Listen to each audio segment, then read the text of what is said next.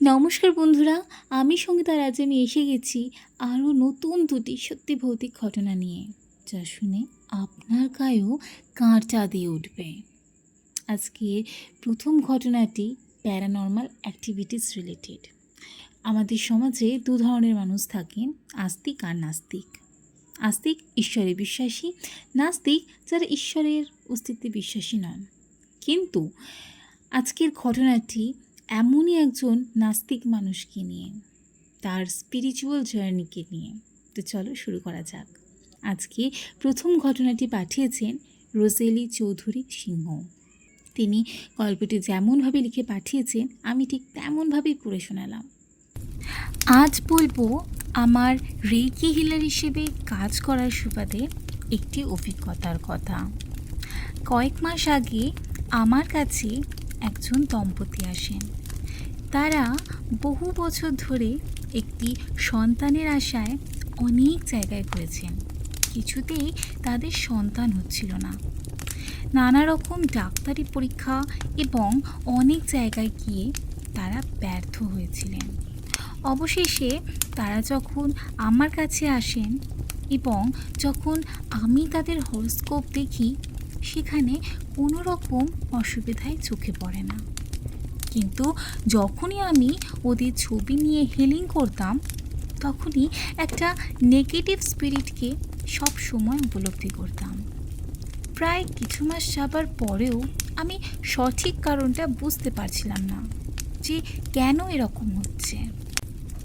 আমারও নানান কারণের জন্য ওনাদের বাস্তুতে যাওয়া সম্ভব হচ্ছিল না। এরই মাঝে ওনারা জানান যে ওনারা নাকি একটা বেশ কিছু কালো জিনিস ওদের বাড়িতে সব সময় ঘোরাফেরা করতে দেখেন। মনে হচ্ছে যেন এই দিক থেকে ওদিক সরে যাচ্ছে, কখনো বা একসাথে অনেকগুলো। ছাদের উপরের ঘরের মধ্যে হঠাৎ করে নানান রকমের আওয়াজ হতো, মানে কেউ চলাফেরা করার আওয়াজ বা লাফানোর আওয়াজ। চারিদিকে সিসিটিভি লাগিয়েও কিচ্ছু ধরা পড়েনি। পরে একদিন সময় করে ওদের বাড়িতে কিছু ক্যান্ডেল জ্বালাতে দিলাম। সেগুলো প্রত্যেকটাই হিলিং স্পিল ক্যান্ডেল ছিল। কিছু জিনিস দিলাম করতে। তারপরে আমি ডিরেক্ট ওনাদের জিজ্ঞেস করলাম যে এই বাড়িটা কেনার সময় কি কিছু হয়েছিল। ওনারা বললেন যে না, সেরকম তো কিছু হয়নি। আমি বললাম যে আমি একবার আপনাদের বেডরুমটা দেখতে চাই। যে মুহূর্তে আমি বেডরুমে ঢুকেছি, আমি আমার সঙ্গে আমার স্পিরিচুয়াল বেশ কিছু জিনিস সঙ্গে করে নিয়ে গেছিলাম। সেগুলোকে বেডরুমে দিতেই সঙ্গে সঙ্গে মনে হলো যেন বেডরুমের উপর বিশাল আওয়াজ, মানে কেউ ছোটাছুটি করছে, দৌড়াদৌড়ি করছে, ঠিক এরকম আওয়াজ। ক্রমশ আওয়াজটা বাড়তে থাকলো। তারপর ধীরে ধীরে যখন মন্ত্রোচ্চারণ করলাম এবং আমি আমার নিজে যে প্রসেসে কাজ করি সেগুলো অ্যাপ্লাই করলাম, আস্তে আস্তে সেটা কমে গেল।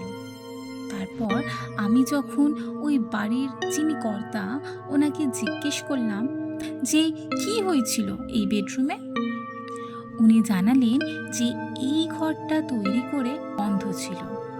প্রায় 3 মাস পর ওনারা বাড়িতে এসেছিলেন। তখন বেশ কিছু ভামবিড়ালের ও তার ছানাপোনাদের চারিদিকে রক্তাক্ত অবস্থায় দেখেছিলেন। সেগুলো শুকিয়ে গেছিল, সেগুলো দম আটকে মারা গিয়ে পড়েছিল। তারপরে সেগুলোকে পরিষ্কার করে ওরা থাকতে শুরু করেন, আর এই বিষয়ে কোনো খেয়াল দেয়নি।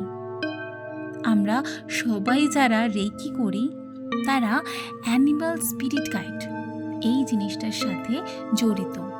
বিভিন্ন সময় প্রবলেম অনুযায়ী নানান রকমের অ্যানিমাল স্পিরিটকে কল করা হয়। এই অ্যানিমাল স্পিরিটেরও নানান পজিটিভ দিক এবং নেগেটিভ দিক রয়েছে। সেগুলোকে অনেক সময় সাধারণত মানুষজন গুরুত্বই দেয় না, কিন্তু এগুলো নানান রকমের ইম্প্যাক্ট ফেলে আমাদের জীবনে। আজ সকালে সুখবর পেলাম যে উনি মা হতে চলেছেন। সবাইকে বলবো সাবধানে থাকুন, ভালো থাকুন। দারুণ একটা অভিজ্ঞতা। সত্যি আমাদের আশেপাশে কত রকমেরই গৃহপালিত পশু রয়েছে, বিড়াল, কুকুর, ইভেন এমন অনেকে বলেন যে বিড়াল মারা গেলে নাকি তার বেশ কিছুদিন পরে অনেক জায়গাতেই নাকি তার কান্নার আওয়াজ শুনতে পাওয়া যায়। কথাটা কি সত্যি? আপনারাও কি কেউ এরকম অভিজ্ঞতার শিকার হয়েছেন বা এরকম কিছু শুনেছেন? যদি শুনে থাকেন বা এরকম কোনো ঘটনা থাকে, অবশ্যই আমাদের স্ক্রিনে আসা ইমেল অ্যাড্রেসে সেন্ড করে দিতে পারেন, না হলে আমায় আমার ফেসবুক পেজে সেন্ড করে দিতে পারেন। গল্পটা কেমন লাগলো অবশ্যই কমেন্ট বক্সে জানাবেন। শুরু করছি আজকে দ্বিতীয় ঘটনা। ঘটনাটি তারাপীঠেরই একটি ভয়ানক অভিজ্ঞতা। যারা যারা এখন অবধি তারাপীঠে যাননি তারা অবশ্যই একবার ঘুরে আসবেন। জায়গাটা খুবই সুন্দর, কিন্তু অবশ্যই সাবধানতা অবলম্বন করেই যাবেন, কারণ নিজের সেফটি সবার আগে। একটু আনন্দ করতে গিয়ে যদি নিজেরই ক্ষতি ডেকে আনা হয়, সেটা কি কখনই কাম্য নয়। তাই যখনই এই সমস্ত আধ্যাত্মিক জায়গায় যাবেন, অবশ্যই সাবধানতা বজায় রেখেই যাওয়া উচিত, পরিষ্কার পরিচ্ছন্নতা বজায় রেখে যাওয়া উচিত। তো চলো শুরু করি আজকে দ্বিতীয় ঘটনাটি। আজকে দ্বিতীয় ঘটনাটি পাঠিয়েছেন দোয়েল মুখার্জি। তিনি যেমনভাবে লিখে পাঠিয়েছেন আমি ঠিক তেমনভাবেই পড়ে শোনালাম। ঘটনাটি একটু পুরানো। তখনও তারাপীঠে তেমনভাবে হোটেল দোকানপাট গড়ে ওঠেনি। আমার বাবা তার কয়েকজন বন্ধুদের নিয়েই তারাপীঠ দর্শনে যাবেন বলে ঠিক করলেন। এই প্রসঙ্গে বলে রাখি, আমার বাবা দীক্ষিত ছিলেন এবং তারাপীঠেই তার গুরুদেব শ্রী শ্রী মাধবানন্দ অবধূত পুরী বাবা ওরফে তারাপীঠ পরিচিত প্রফেসর বাবার পঞ্চমুণ্ডির আসন ছিল। বাবা ওই এলাকাটা যথেষ্ট ভালোভাবে চিনত ও জানত। এমনিতে বাবা খুবই সাদাসিধে মানুষ ছিলেন, চট করে রাগ করতেন না। যাই হোক, সকাল সকাল বাবা ও তার বন্ধুরা একটা গাড়ি ভাড়া করে তারাপীঠের উদ্দেশ্যে বেরিয়ে পড়লেন।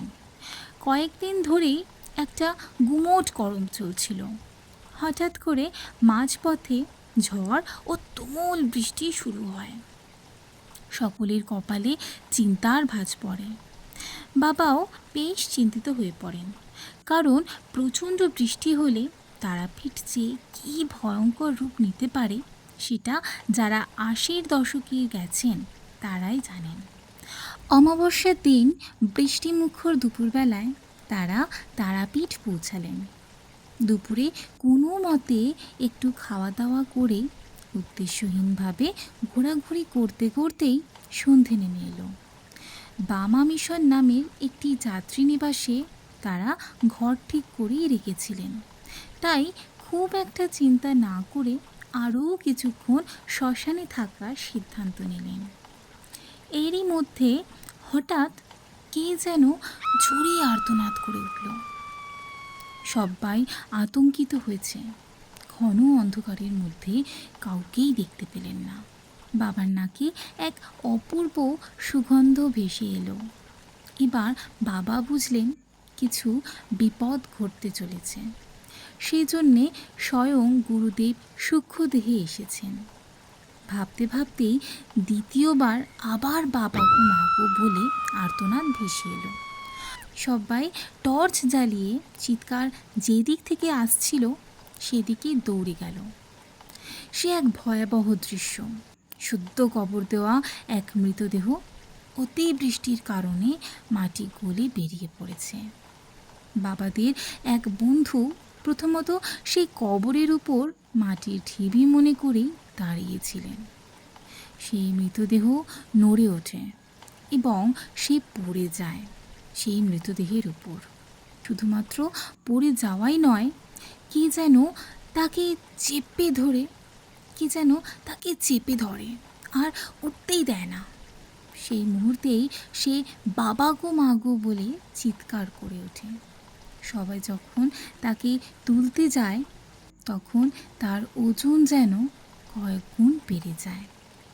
তখন বাবা এক মনে গুরুর নাম করতে থাকেন এবং এই বিপদ থেকে তাদেরকে রক্ষা করতে বলেন।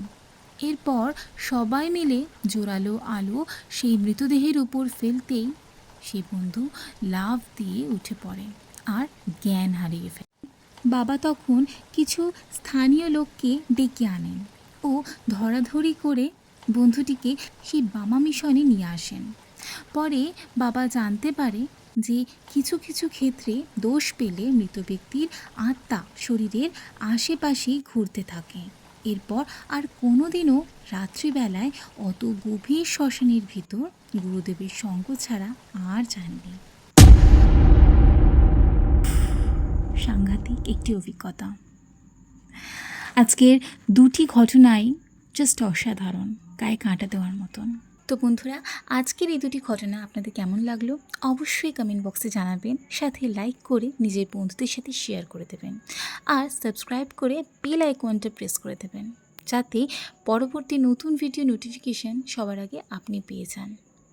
ও হ্যাঁ, যদি আপনাদের জীবনে ঘটে থাকা কোনো ভৌতিক ঘটনা বা শোনা কোনো ভৌতিক ঘটনা থাকে, অবশ্যই আমাকে স্ক্রিনে থাকা এই ইমেল অ্যাড্রেসে সেন্ড করে দিতে পারেন বা আমার ফেসবুক পেজে সেন্ড করে দিতে পারেন। তো চলো, bye bye, stay blessed, be happy.